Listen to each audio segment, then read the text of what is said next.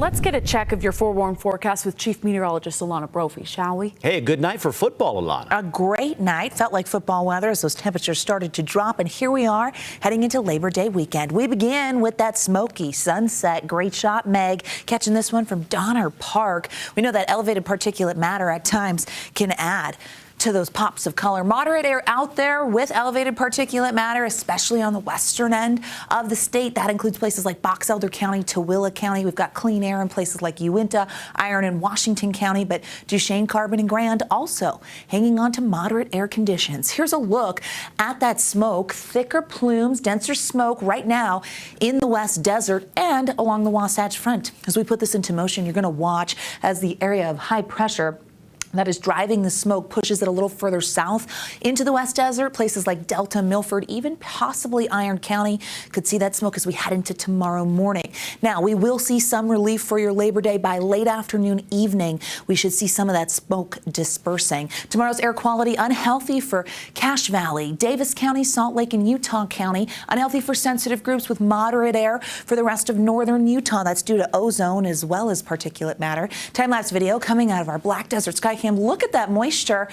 Yeah, that's monsoon moisture, and it wants to move back into the state for parts of Utah, bringing the chance of storms as we get through the holiday weekend. 87 for that high in Salt Lake, 101 in St. George. We saw 80s and 90s on the eastern side of the state. Temperatures bouncing back after the cooler Thursday we saw, and a warming trend has started and is now underway. High pressure tends to do that. 60s for the overnight once we close out the news with our smoke-filled skies. That sticks around for tomorrow morning. Visibility will be impacted. We'll bottom out in the low to mid 60s, and then we're off to the races with sunshine at 9 a.m. Let's talk August for a hot second here, because here we are moving into September, and right now we're healthy when it comes to precipitation. Temperature-wise, cooler temps this week have now lined us up for the 7th warmest August on record in Salt Lake. Miracle monsoon came through on the 12th, 13th. Our precipitation calendar showing the 17th, where we almost doubled our average August precipitation. Why is that noteworthy? Well, we've been below average since April. So the summer rains, which are typically a gamble, helped us out a little bit. Wasn't just Salt Lake. St. George picking up almost more than an inch than they typically see, above average in Cedar City. On the money, pretty close to it in Cache Valley.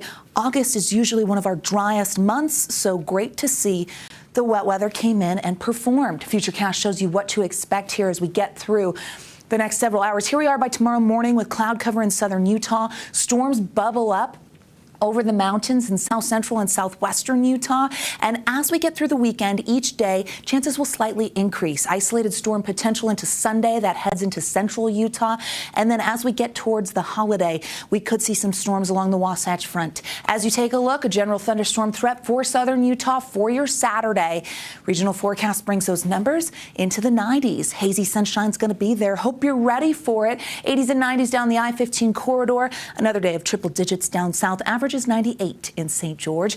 80s and 90s on the eastern side of the state. Notice the cloud cover in the southern half of the state.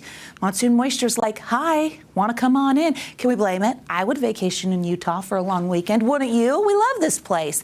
Isolated storms Saturday, Sunday. Slight chance for the holiday as temperatures hang out near the century mark.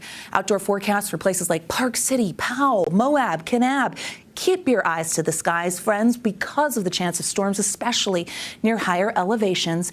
We get an isolated chance Monday, Tuesday, slight chance Wednesday as temperatures become seasonal, with the 80s making a comeback. It's going to be a hot start to the Labor Day weekend with the 90s on deck for tomorrow. We'll get some relief from the smoke by tomorrow evening. Brian, Sarah, over to you. All right.